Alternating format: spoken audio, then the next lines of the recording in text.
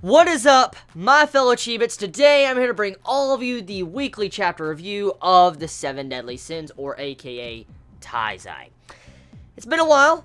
We had our week break. It is finally back, and I have to say that this chapter of Taizai, I can already see where some might be saying in the comments before I even continue on. I know there's probably going to be a couple comments already, probably saying this chapter was relatively boring because many, to be honest, are not that interested in Diane's little story arc in memory loss, which, to be honest, you know, I will have to say I agree with that. I'm not the biggest fan of Diane losing her memories and having to regain all these memories back, but it is for the, you know, story progression, plot progression pretty much, and also to probably move Diane in a way to where her character could get stronger.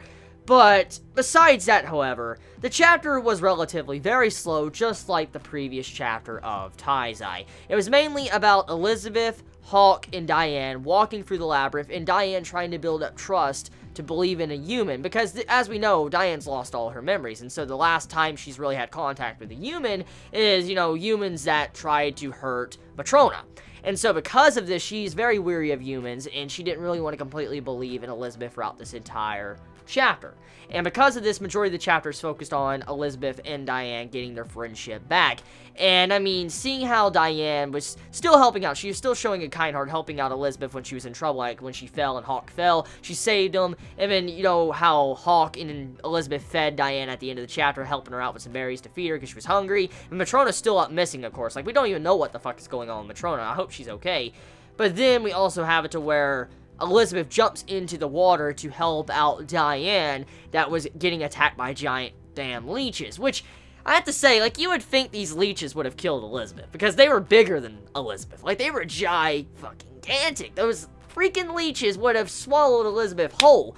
And so you'd think that they would have killed her, stuck onto her or something, but apparently they didn't. So I don't know how to feel about that, but still, Elizabeth saves the day for Diane, gets the leeches off of her, and Diane pretty much is starting to believe in Elizabeth a little bit more. And so, a very good scene, very cute scene throughout, you know, the chapter, but that's about what this chapter is about. That's literally the entire chapter right there. So, it was very slow. So, there's really not much to talk about, honestly, which is kind of sad. I'm really sad about that, because, I mean, it was a good chapter, but, yeah, it's just slow.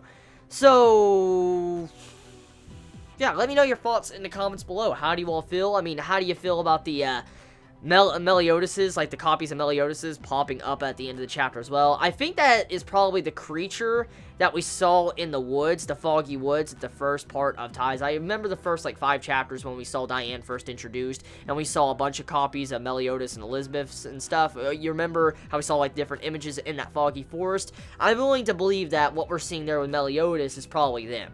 I'm willing to bet it. So, yeah, we'll see where that goes as well. So let me know your thoughts in the comments below. You all have a wonderful day or night wherever you live. Please be safe. Chibi out.